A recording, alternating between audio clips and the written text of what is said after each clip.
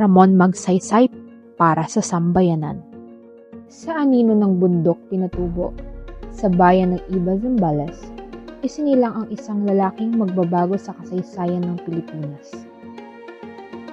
Dito sa ancestral house, hinubog ng simpleng pamumuhay at integridad ng kanyang ama ang pagkatao ni Ramon Magsaysay. Nang sumiklab ang ikalawang digmaang pandaigdig, hindi nag-atubili si Magsaysay. Bilang lider ng Zambales Military District, pinamunuan niya ang 10,000 gerilya upang labanan ang mga Hapon. Ang kanyang tapang ay nagbunga ng tagumpay at pagkilala sa kanyang kakayahan bilang pinuno.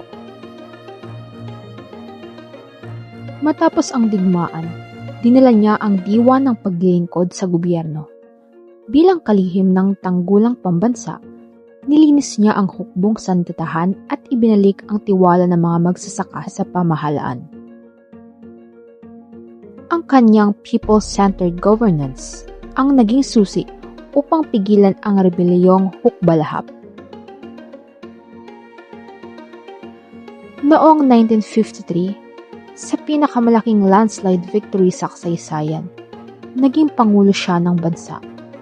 Binuksan niya ang pintuan ng Malacanang para sa lahat, nakabakya man o barefooted. Para sa kanya, ang palasyo ay pag-aari ng sambayanan.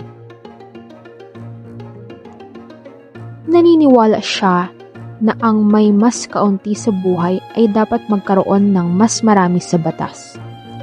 Sa pamamagitan ng EDCOR, binigyan niya ng lupa ang mga walang lupa at pinatunayan na ang tunay na kalayaan ay nakaugat sa katarungang panlipunan. Ang Ramon Magsaysay Ancestral House ay nananatiling paalala na ang dakilang pamumuno ay nagsisimula sa katapatan at nagtatapos sa paglilingkod sa kapwa.